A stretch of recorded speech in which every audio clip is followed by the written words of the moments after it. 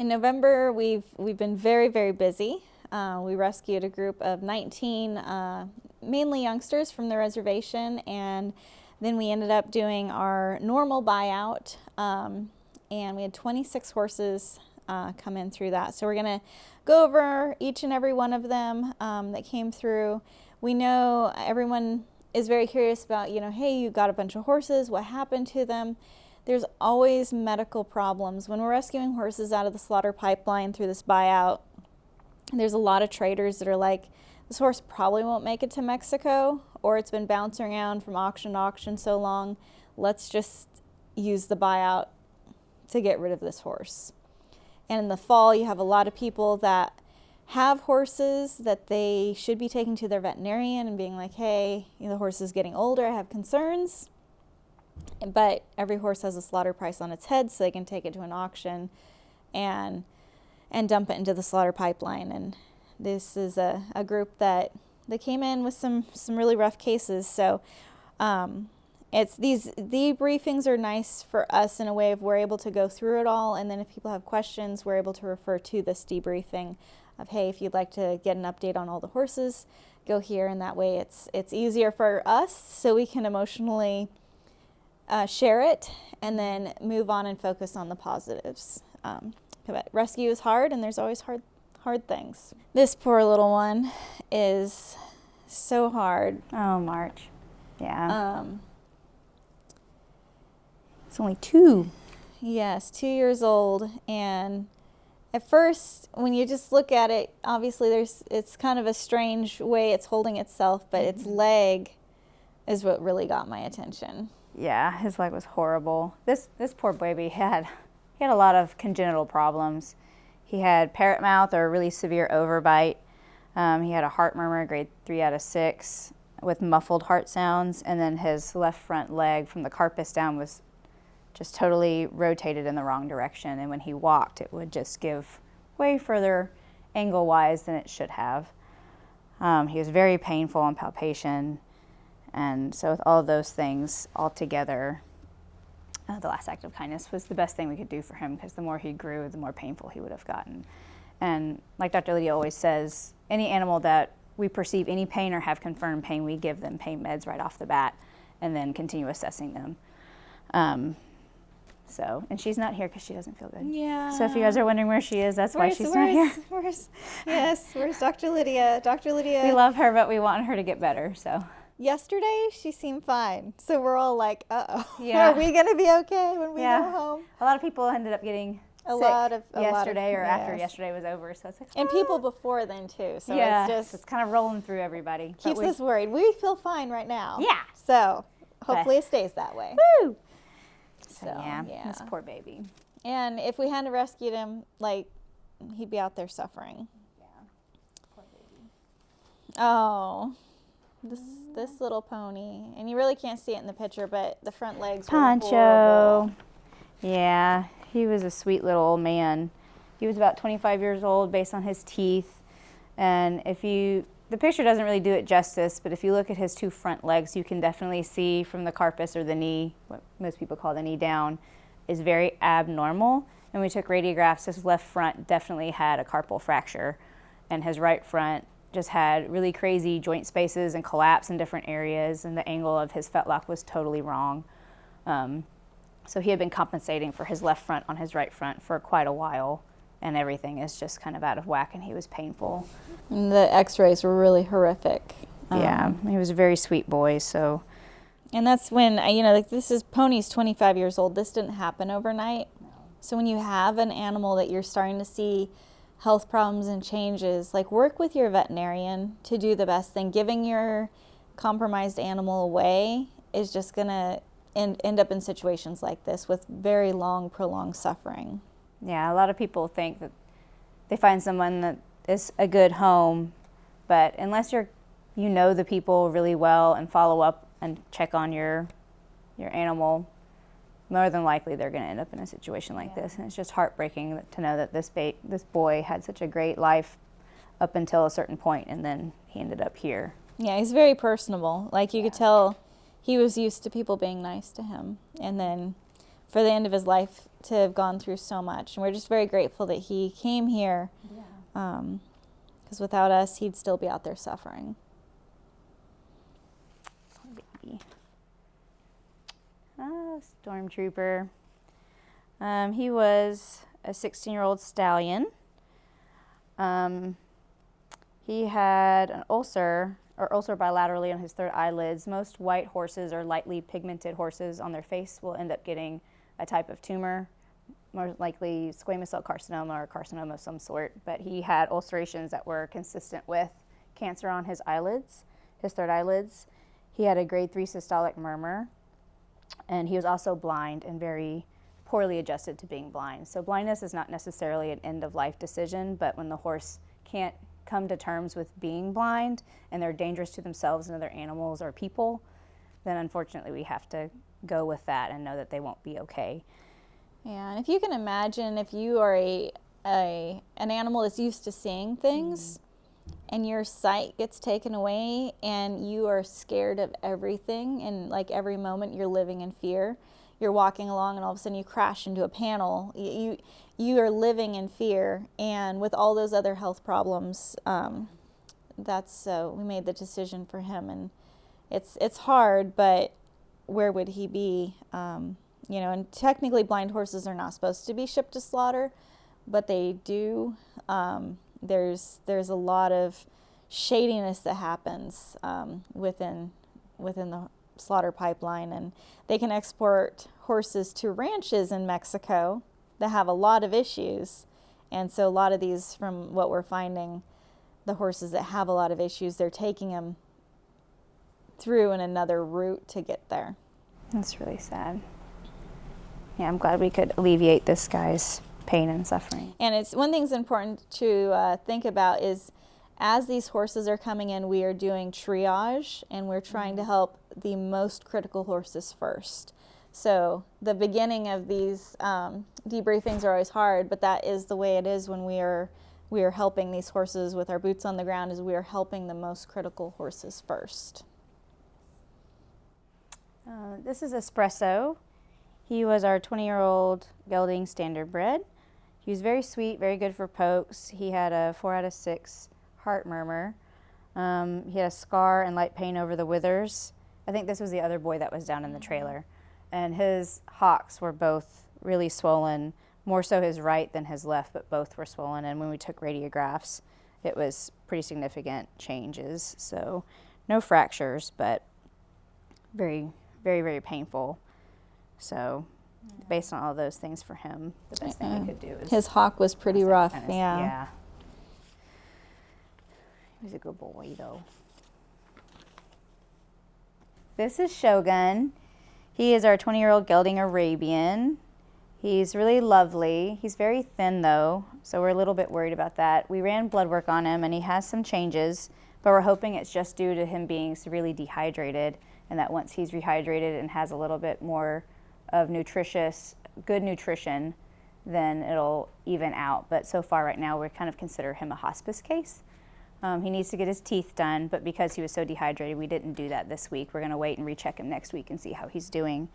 But other than that, we need to do a soundness evaluation on him and recheck blood work. But other than that, he's stable, and he seems like a real good boy. And we got this precious little baby. Oh, Stitch. He's real cute. He's a 3-year-old miniature horse. He's just adorable.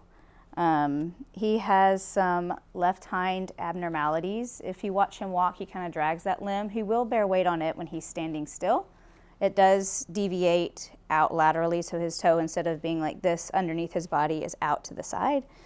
So we were wondering if it was like upward fixation of the patella or if he had a fracture. We took radiographs, and we didn't find a fracture from the stifle down. It's kind of hard to get the hips, so we might try again on that later and see if we can visualize what's going on and if there's anything up higher. But he seems to be stable. Dr. Lydia ultrasounded his knee on intake, and she did find a lesion behind the patella. So we're going to monitor that and see how he does with that. But then we took blood work because he just didn't seem like he felt too great. And so when we got his blood work results back, he had some changes. He has really high neutrophils, like upper end of normal is 9.5 and it was 10.32 plus. So it's either inflammation or infection, and his red blood cells were low, so he's anemic. So those two things together could either be a chronic infection or it could be a recent infection, but with anemia we have to decide if he's going to be regenerative or non-regenerative. We hope regenerative because that's good. If non-regenerative, that's bad. And he had a few changes on his chemistry that showed like chronic inflammation. So we're just kind of keeping an eye on him. We had him brought down to the vet hospital. We got him on antibiotics and some GI supplements, immune supplements, things like that. And we're hoping that his blood work will improve, but he's on our watch list and we're a little worried about him. Yeah, he's kind of a three-legged horse, but because he's a miniature horse, it's hopeful. If he was a full-size horse, with the amount of weight that a full-size horse has, we would be having some other conversations. But because he's a miniature horse and would be a pasture pet, if we can get him through this and ensure that he's comfortable and he's not living in pain, our fingers are really crossed for little Stitch. Yeah. So cute. Oh, Gambit. Gambit is an 18-year-old gelding. We believe he's a Tennessee walking horse based on how he moves. He's really thin. He's a 2 out of 9 body condition score. He has bilateral entropion, and he's also blind bilaterally, or was blind bilaterally. He was not very well adjusted. So when we had Jordan kind of test him out and lead him around on intake day, and he would follow him fine, but he was just afraid of everything and every noise and unsure of each footstep he took. But he was a very willing horse to follow commands. He did run into the walls and the gates a lot, and he had evidence of a fracture on his left orbital side, so he had really traumatically fractured his face. I think we were talking back and forth about his quality of life on intake day, and I think at the end of the day, we kept observing him all day. We do rescue a lot of blind horses here, and we do adopt out blind horses, but we watch them carefully to observe how they're going to be, and sometimes you can see that they relax right in. They know where their space is. They're comprehending their space even though they can't see it. So they're like, okay, I'm in a stall now, and they're not just going to continue banging into the wall or something.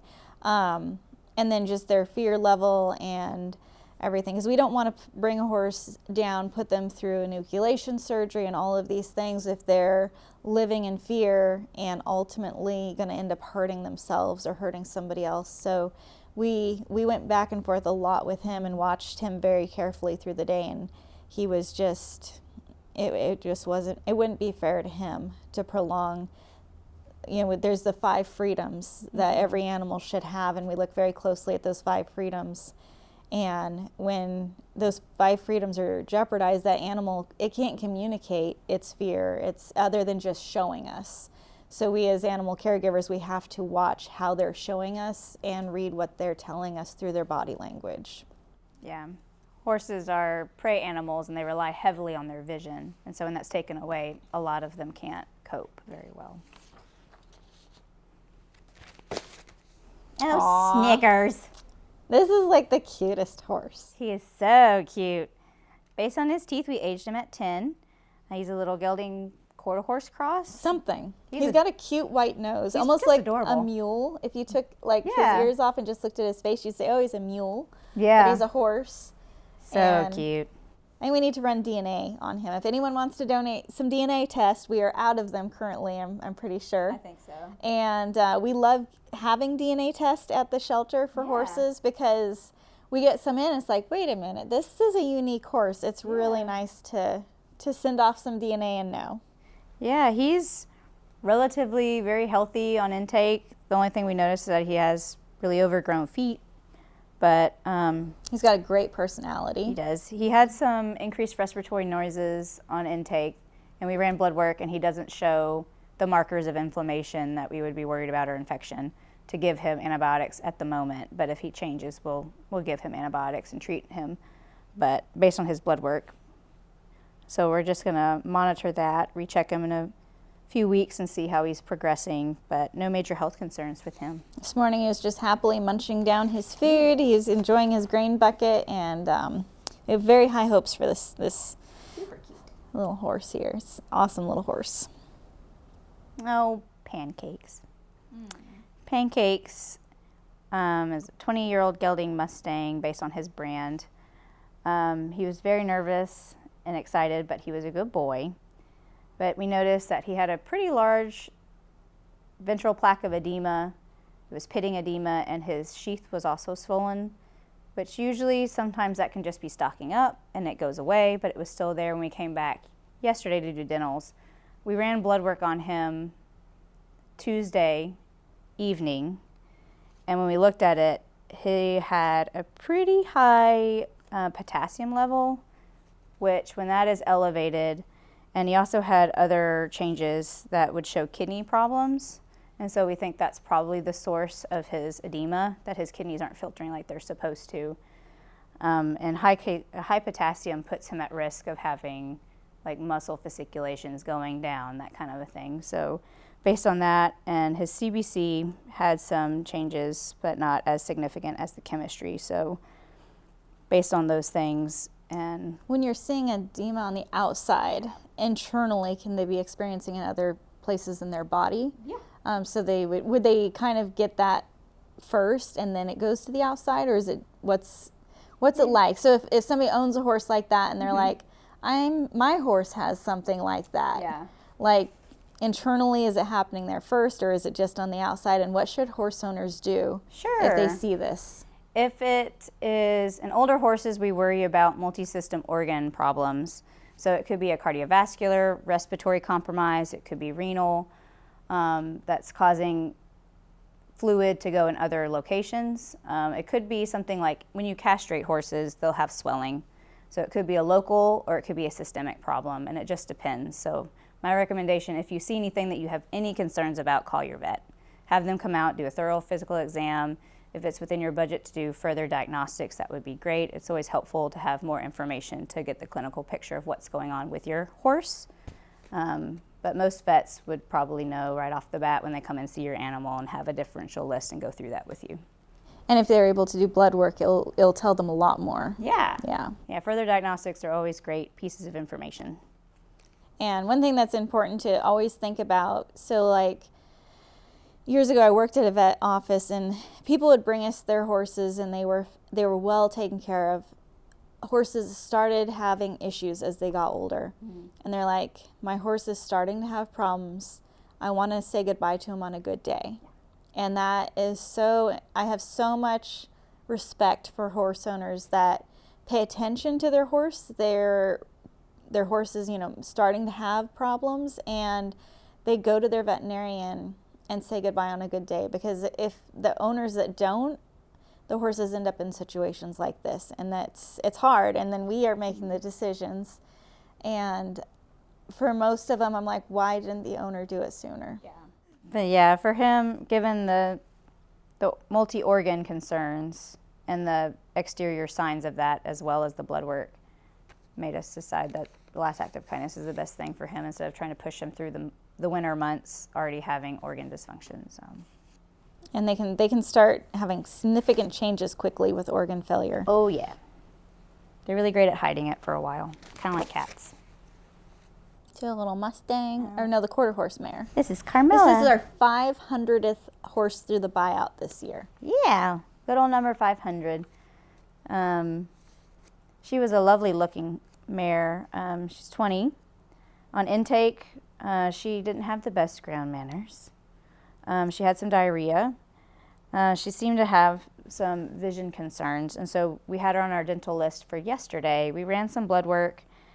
She didn't really have too many significant changes on blood work, but when we got her in to do her dental and did a very thorough physical exam on her, she had a heart murmur, grade 3 out of 6.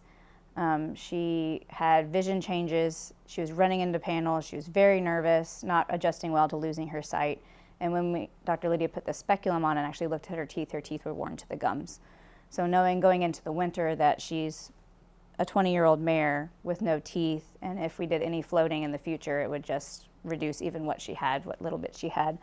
and a heart murmur. So all those things together, we just didn't want to try and put her through the winter and try and make her keep weight on, knowing that it's really, really rough. Well, it comes back to saying goodbye on a good day. Yes. Because weight-wise and everything, she was much better. And she was one of the horses that came from somebody that was utilizing, a private person utilizing our buyout program. And so, you know, they wanted the money for her. And the only other option where they could just get money for an older horse like this is the auction.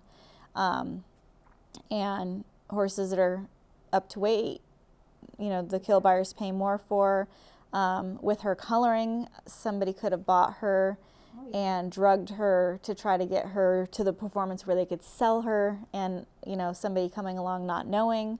You know, there's all these different factors that come in, and it's our jobs to go through and say what is the best thing for each and every horse. And we're so blessed to have two amazing veterinarians, because I always hear them talking back and forth and making sure it's the right call, and going to blood work and all these things.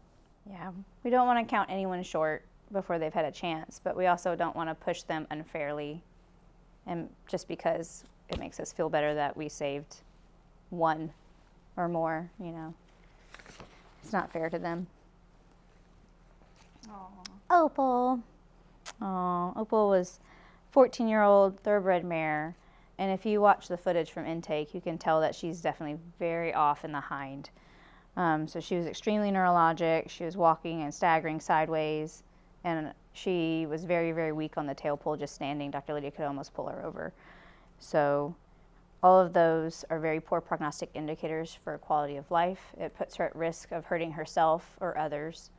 And so because of all that, we kind of had to make the very difficult decision to give her the last act of kindness. And she was another horse from a private person utilizing the buyout program. So obviously she had major medical problems, and anyone could see it that looked at her. And her weight was pretty poor, and she could have taken her to auction, but we're very thankful utilizing our buyout program, even though, you know, everyone knew, and I'm sure the previous owner is like, oh, well, you know, she's got problems. Just thankful that she came here instead of the auction, and it's been horrible. Kiwi, that's really cute. I think Kiwi was the fourth that came with these girls. Yeah, there's 4 horses that came from a private individual utilizing our buyout program. Yeah, Kiwi was 16-year-old thoroughbred mare. She had a lip tattoo, but it wasn't very legible. So she had a scar on her left cornea, and she had a swollen right hind hock that was pretty significant. And the greatest thing that we found with her was her right hind foot. If you go and look at the footage, you really should go see it. She had an old abscess or some kind of catastrophic event that split the hoof. And when we took radiographs, it was in the coffin joint and the fetlock joint, and it was just horrible, a very horrible, horrible, poor prognosis. I know when I was getting her, I spent most of the day in the pens getting the horses ready for the medical team. And I know that there was pus coming out, and I was like, oh dear, because at first if you just look at her in her face and it's like, okay, and then, you know, we start looking and seeing these problems, and I was like, oh, this does not look good. And I know as I was catching other horses, I heard you talking about the x-ray, and I'm like, oh, it sounds terrible, but we're grateful that regardless of what the horse's outcome is, that they're able to come here and get the help that they need. Poor ma'am. Ginger. Okay, she's the 4th one that came with this group. She's very spicy. She's 16-year-old thoroughbred mare, 3 out of 9 body condition score. She also did not have very great ground manners, and she let you know that she was not happy about it. We just got through her as fast as we could. I think Dr. Lydia sedated her a little bit because she was so hyperreactive to pokes in the first day of intake, and we had her on our dental list and went back and looked at her. She also had blood work done, and it was meh. It was okay. Nothing too concerning with her, but when we got her up, we actually noticed Dr. Lydia did an ophthalmic exam on her, and there's something called a PLR, or pupillary light response, where you shine a light and watch the pupil constrict, and it shows that your optic nerve is working. So when she did that to this mare, she had no PLR. It did not respond at all, which means that there's a lesion somewhere in the optic nerve, either at the back of the eye or all the way to the brain, or in the brain where the optic nerve comes in. So that is a very poor prognosis, and she was not well adjusted. She was afraid of everything, which is what we were talking about with all these horses that are prey animals, and when you take their vision away, they're living in fear. They're constantly afraid of what's going to come at them or what they're going to run into. And so she was not a good fit to be enucleated, and she also had a pretty significant cellulitis on her left hind leg, probably from running into something or getting kicked by somebody. So based on the neurological evaluation and her behavior in response to being blind and her systemic problems with her cellulitis and things like that, the last act of kindness was decided for her. Poor girl. So cute. Eagle. He's a cutie patootie. He's very stinking cute. He's so cute. He's a 5-year-old stud. We call him a spotted saddle. He's really sweet. We don't have any overly major concerns about him. We're going to castrate him, and hopefully the farrier Elijah, when he's here, can do his feet, because his feet have some pretty major concerns as far as like being overgrown. He is a gaited horse, so we try to balance knowing that they're gaited versus potential neurologic problems. So we're going to have to further evaluate him for that, but we're more than likely thinking he's just really gaited, but we'll have to check that out. And he doesn't know very much. No, he's young. He's young and uneducated, but he's very willing. He does know how to lead and stand tied once you finally gain his trust, but he's a pretty boy. Liv. She is a 9-year-old mare Mustang. Super cute. No major health concerns. She does have mammary development, so we do need to try at some point to preg check her. The more pokes that she got, the kind of more reactive she got, so we definitely need to be mindful of her personality and see if we can get her to realize that people are good. But she was able to be caught and led, so someone's done some work with her. Intake is a little rough for these horses. It's like, it's a big change. Here's the new people, and we need to give you all these shots. We need to give you a microchip. Yeah. It's a lot, but if my memory serves me right, she has shoes on all 4. Yeah, so somebody used her for something. She didn't want to get caught. Like the entire, like I'm going through all these horses, and always the ones at the very end are the ones that are hardest to catch. And she didn't want anything to do with me. I tried treats, I tried everything. And I got her and another horse in a pen, another little pen, and I was still trying to catch her, and then I got sidetracked a little bit. Dr. Lydia walked in and just walked right up to her and like caught her. Yeah. But I was like, wait a minute. So she really likes Dr. Lydia. Who doesn't like Dr. Lydia? Yeah.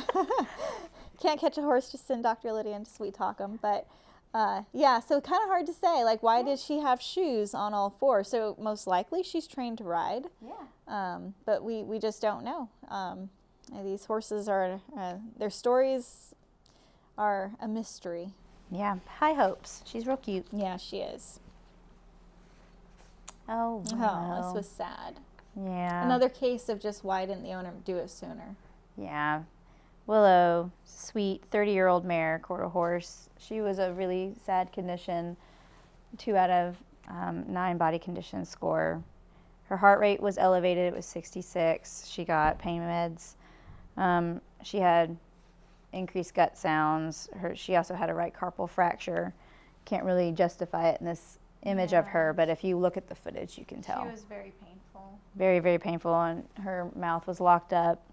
She was quitting or dropping feed and hay. She had cataracts bilaterally. She just had a lot going on. She had severe wither pain. So just the sheer amount of pain that she was in multiple locations of her body, even with pain management on board, just told us that she was ready to go.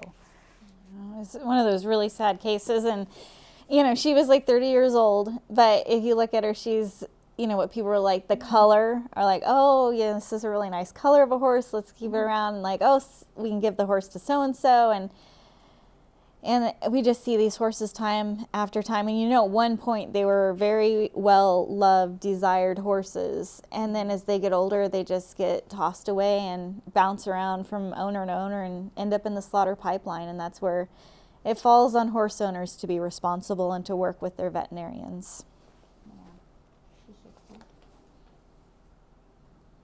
This poor guy. Marlin, poor, bless his heart. He was about a 34-year-old gelding quarter horse, and he was also a BCS of 2 out of 9. Hard to see how skinny he was in this photo. The lighter the horse is, like white horses is almost impossible to see how skinny they are. The palominos, the buckskins, when you get into like, bay or chestnut, you can see it easier. But he was actually quite thin, but it's hard to see. Poor buddy. He had probably some organ failure. He had some severe diarrhea. He also had a 4 out of 6 heart murmur. He had no teeth. He had a locked mandible. He was sway-backed, and when Dr. Lydia palpated him, he was very, very, very painful. She gave him Banamine, and he was still painful. And he also had a swollen, ulcerated point of the penis, so more than likely a carcinoma, but we didn't take samples to confirm it. That's just our highest suspicion based on the look of it and location. He was very swollen and couldn't retract or anything. Like it was very uncomfortable for him, but the pain in his back, I think, was the biggest thing he was suffering from. Yeah, and Dr. Lydia has a note on here that he was able to urinate, but when he did urinate, it was thick, mucoid, and had blood in it, so all not good things. Yeah. So based on all of that, just he was so painful. The last act of kindness is the best thing we could do at his advanced age. Poor guy. Oh, Sadie. Sweet baby. Yeah. I mean, she was old, but I like to call them all buddies or babies. Or Yeah. the horses They we are. make connections with. And I think Haley trimmed her mane. Some of the horses you'll see, their manes will be trimmed or something, and in, I guess, the Navajo culture, it's kind of saying goodbye to a certain part of your life, and so some of them that Haley connects with, she'll do that with them to try to make it better for them. Yeah, I think she said hair holds memories. Yes. In their culture, so that's starting over. She had diarrhea, hypermotility, and she had really thick, copious mucopurulent nasal discharge that was also bloody. She was blind in her right eye and would need an enucleation, but then when we looked at her closer, she had a wound over her left hind. She had mucus-covered feces, which means it's really slow to move through the GI tract, so she had lots of things indicating that her organs were not functioning like they should have been. Kind of see how she's standing too, like she's painful. She's trying to keep weight off of different areas, but yeah. So given her age and her pain level, even with pain meds on board, last act of kindness was what everyone agreed on for her. It's really hard doing these buyouts, but it's like but they need us. They need us, and if we weren't doing this, where would they be without us? And they would. The answer is they'd still be out there suffering somewhere. Because like a horse in her condition isn't going to make it to Mexico. Yeah, and you don't want her to go through the winter and go down. No. And it's just, a slow death is not good. And when they're in pain, like we can, like if our feet are hurting, we can sit on the couch and we like put our feet up and tell people our feet hurts. Mm-hmm. Horses can't, and they just can show us. But by the time they're showing, as prey animals, they are doing everything they can to hide their pain, their anything, because they don't want a predator to rip them to pieces. And they will try to hide it. So when you're seeing it, it has to be really bad. Bless her heart. She was sweet. Oh, Velvet. Velvet was a 20-year-old mare. Body condition score 2 out of 9. She had a scar on her left cornea. She was shod on all 4 feet, but I think she had lost her left hind shoe. She had nails. You could see where the nails were. Yeah. She just acted like she didn't really feel great. She was compliant, but you could tell she was agitated about something. She would try really hard to be a good girl, but then it's like something's wrong. So we ran blood work on her and had her on our dental list for yesterday. And when we ran blood work on Tuesday night, we saw that she also had changes in her chemistry that showed that she was having kidney or renal issues. And her CBC showed that she had a pretty significant hematocrit, like her blood percentage concentration was 81.46%. And our range for horses is usually 32 to 53%. And if it's higher than that, then they're hemoconcentrated. So she was really hemoconcentrated. That's the highest Dr. Leila and I have ever seen.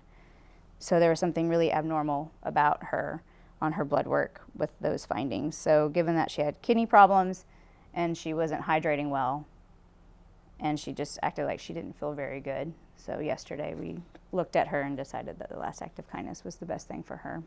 She was telling us she was ready. One thing with Horse Plus is we rescue horses regardless of their condition. And, you know, some rescues, they might be able to get a horse and be like, oh, you know, it's fine. And we get those too, but we just get way more of the horses that nobody would take. And their body is shutting down. And when their body is shutting down, anything that we did to try to feed them, to try to, you know, like rehab them, it's prolonging the inevitable, and we don't know the level of suffering that horse is going through. I mean, sometimes we know, but it's really important to make these decisions when the horse is, we can see it and there's clinical evidence to back it up. Listen to your horses. Yeah, they'll tell you. Oh, Pearl. Pearl was a 25-year-old Jenny. She was really cute. She wanted to be the bestest girl, and she really was, but I think you and Dr. Liddy were talking about it. Just watching her walk, she walked like... And when she would stand, she'd just kind of stand weird. I mean, you can kind of see it in this photo. And her ears, I think for the long ears, for me, it's easier to see when they're really not happy. Because there's a relaxed donkey or mule ear look, and then there's a like, I don't feel good. And like her ears would be in that stance a lot, and just the way she was standing, and it was another one of those cases where it's like they're trying really hard to be good, but they look like they're miserably suffering.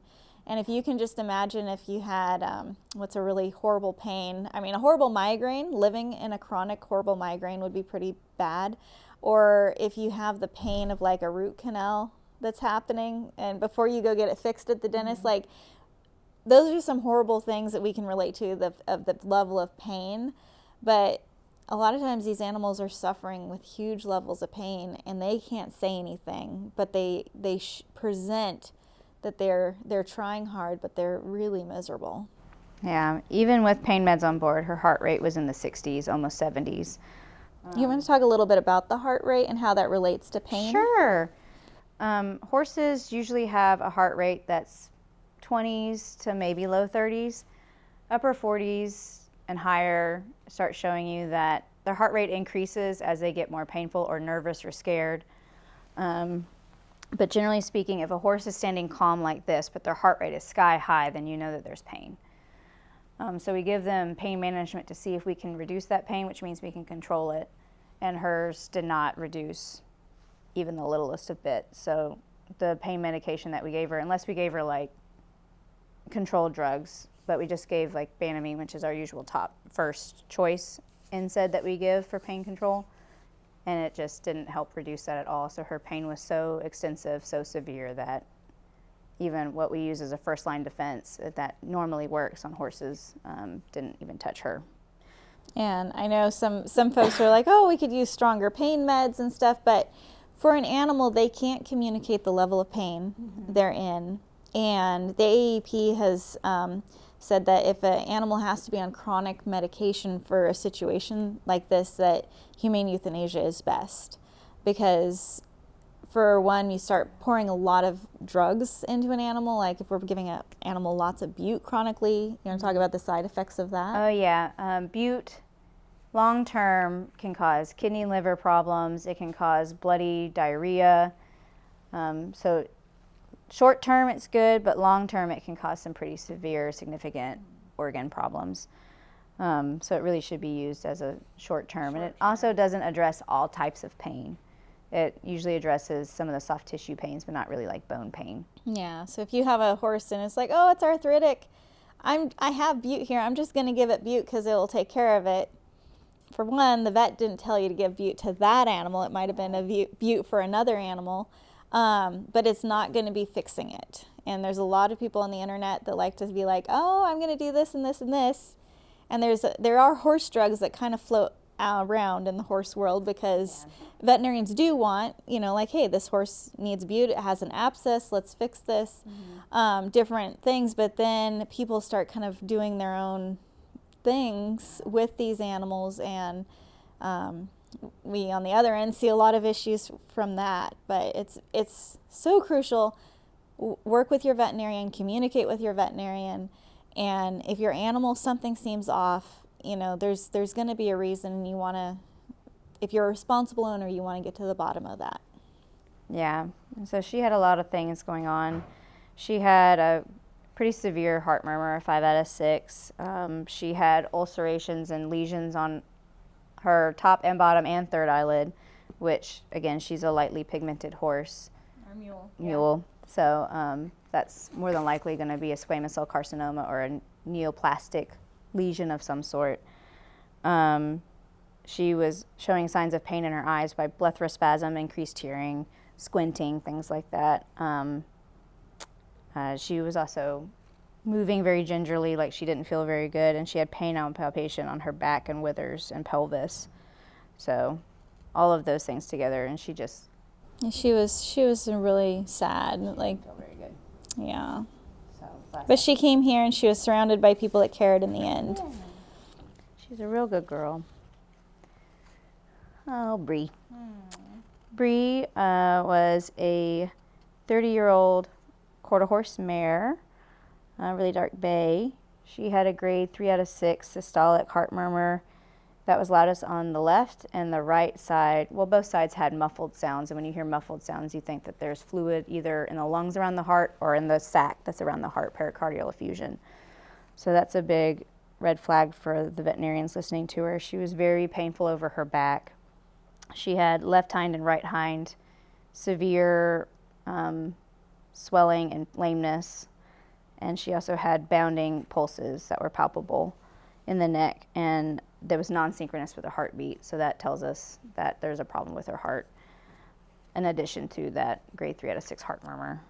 When Dr. Lydia was examining her back, like, she barely put any pressure on her back at all, and like, it was, the horse flinched so badly, I was like, oh, she is hurting really, really bad. Yeah. And it's so sad what these animals go through, but all comes back to owners not being responsible, and the slaughter pipeline being a place where all these horses can go and just bounce around until they make it to Mexico or they die within the slaughter pipeline. And most horse traders or horse feedlots, they have a pit. And when they have horses like this, I mean, a lot of times they just put them in a field. If they die, they die. And if they make it and get fat, maybe we can ship them on. And I know on our YouTube channel we have a very in-depth episode about a feedlot that was doing just that, and it's pretty devastating. But they don't want to pay to have a horse humanely euthanized, and maybe it will get better, so they just leave it up to the animal, and there's so much suffering that happens within the slaughter pipeline. And so unregulated. Yeah. Oh, Chester. Chester was a 16-year-old Tennessee walking horse, gelding. He had club hooves in his hind feet, and when you watched him walk, he was just very off. Tawnee, when she was out there, she got to see all these horses first and get to catch them and look at them, and she was like, hey guys, come look at this horse. And so when we watched him move, he was just very abnormal, ataxic in the hind end, even for the quote-unquote being gaited horses. So last act of kindness was what we chose for him, and when we looked at him once he was gone, Dr. Lydia noticed that she could very abnormally hyperflex his stifle, and there was like a weird popping, and his limb would move in a very weird direction that it's not supposed to be able to move into. So he had something very high in the pelvic limb, that left hind pelvic limb, that was significantly wrong. His tail tendon had been cut, so the performance Tennessee walking horses and the horses in the stacks and chains, his attitude of fear related to the training that a lot of these horses go through. Some of them just kind of become stoic, and because they have to teach them not to react to pain, because the USDA has inspectors at these shows, and a lot of they're looking for chemical burns, and these trainers will teach them not to move from pain. So some horses just absorb it, and then some can't handle it. And he was like one of those horses that can't handle it. And if I was going to say what his story was, is he was probably in training to be a big lick horse. And the goal was that he would be in stacks and chains at these Tennessee walking horse shows.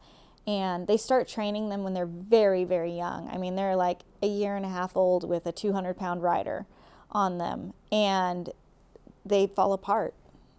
And like all that weight on his hind end. And I don't know. I've just seen so many Tennessee walking horses with hind end issues. And they're relatively younger horses, kind of just thrown away. And it's like, you know, these are the castaways. And then you see the older ones that made it through it all, but they're still falling apart. And it's a sad situation. But he was definitely painful on his hind end and very scared of people. Poor guy. He's real cute, though.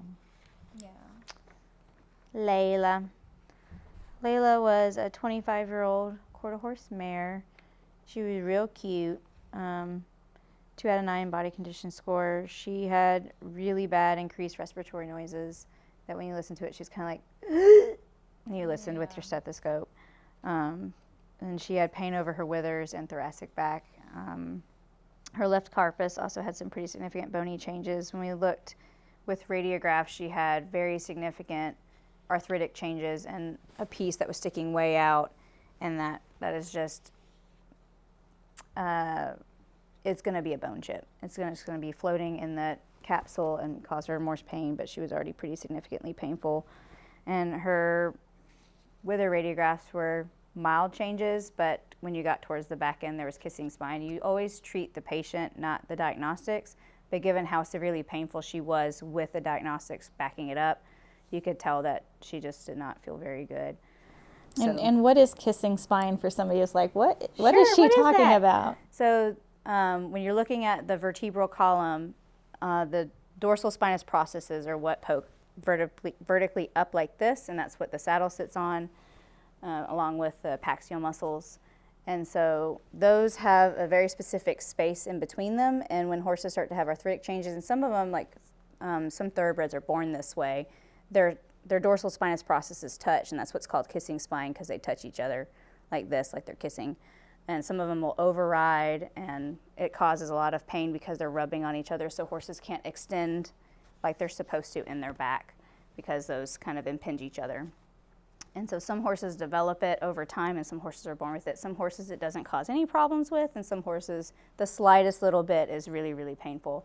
So it just depends on the horse, and she was showing that her vertebral column was very, very painful, and her carpus was really, really painful. So with her age and going into winter and already being in poor condition and painful, the best thing we could do for her was the last active if practice. your horse has back pain that you notice, have it checked out by a vet, and then go from there, because I know that there was one story. I keep saving it in my memories on Facebook, and every year it pops up, and it's this horse that had tons of behavioral problems. He was, I think, a hunter jumper, and they did all this training to try to fix his behavior, but it was all internally. He had a severe kissing spine. There was other problems, and after they finally made the decision to euthanize him, and they ended up having his bones sent to somewhere for education. And it was a real awakening for them, being like, no training would have fixed this. It was him trying to tell us, I'm hurting. And that it comes back to pay attention to what your horse is communicating to you. Yes, and you can do it in many different ways. Oh, Gracey. Was a 2-year-old grade dark bay mare. She had scars from a possible previous strangles. She's very, very young, and if you looked at her from behind, her right hind musculature over her pelvis was severely atrophied, and when she walked, you could just tell that there was something wrong. And so Dr. Lydia and Tawnee looked at her more closely, and Dr. Lydia diagnosed her with a severe fracture of the right pelvis with atrophy. So knowing that she had a fracture, there was really nothing else we could do for her. Like she couldn't really use that back right leg. And if you look at her, like her forelock and a part of her mane is shaved back, and the amount of growth was about so much. And I almost feel like maybe she was an Amish horse and they had started training her to pull a cart and there was some type of accident. But then I'm always like, wow, there's that much hair growth, and that accident, like that leg looked like from the atrophy was longer than that much hair growth as far as the timing. Yeah. And it's always like, oh, were they using her to pull a wagon or a cart with her leg like that? Like, yeah, and we don't know. She was another one that was refractory, or the pain management we gave her just did not help her at all. Dr. Lydia gave her Banamine and then repalpated her, and she was still so severely painful that she could just barely touch her.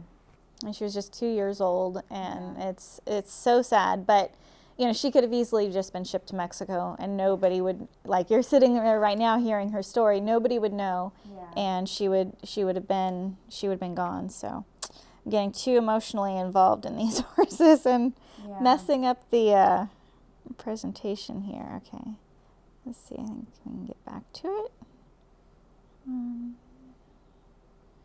She was a good girl, though.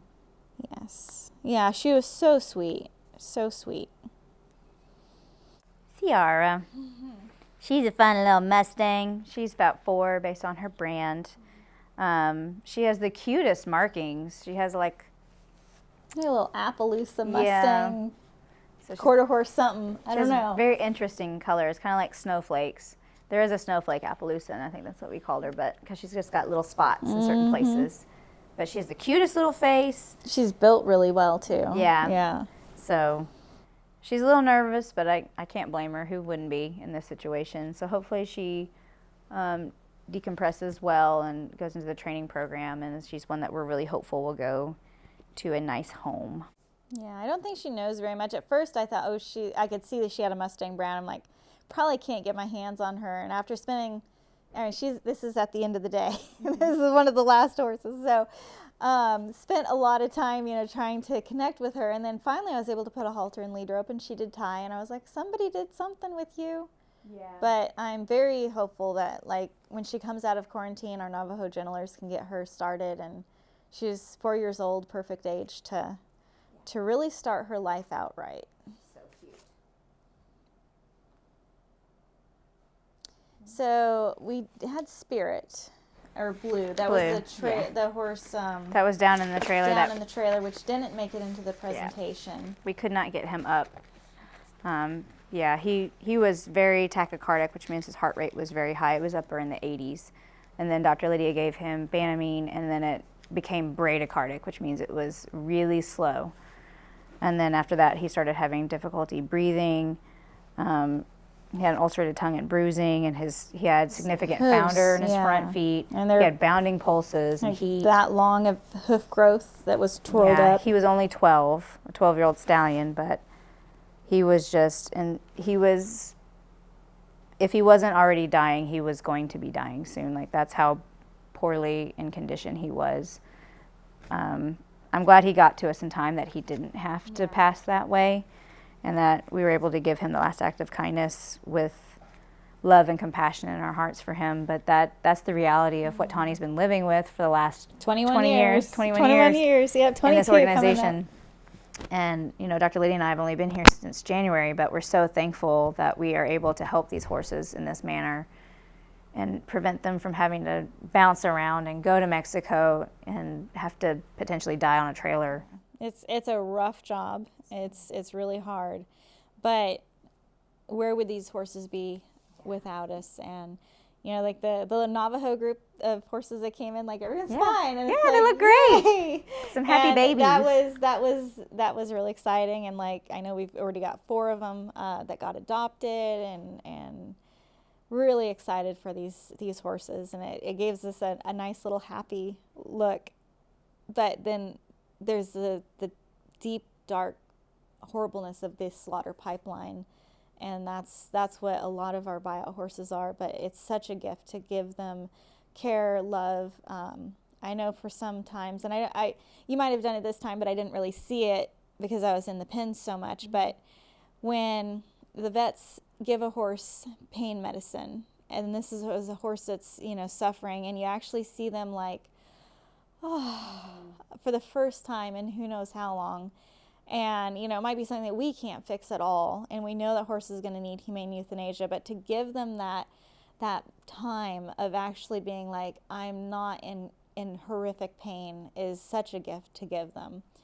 And every life is precious. Every horse that we save, we try to do the best. But this buyout was hard. It was, but they needed it. And this person that brought most of these horses had been holding on to them to bring them here. Yeah. So It's the horse traders that have them, they're shipping horses constantly. And then there's these horses that they can't really ship, or they know like maybe they'll be dead by the time they get to the border.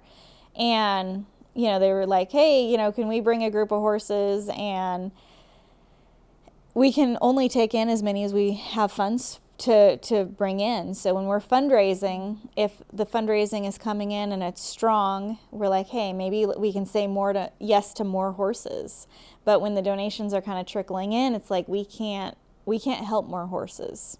And so that's where it really relies on you as donors to help us help these animals, because a lot of times we have to make decisions very quickly. And if there's a lot of donations coming in, I'm like, yes, let's say yes to another trailer load.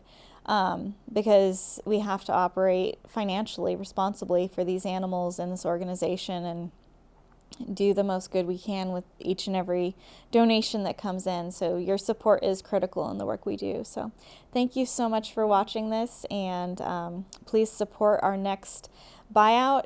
It's December 19th, I think. So help save a horse this Christmas.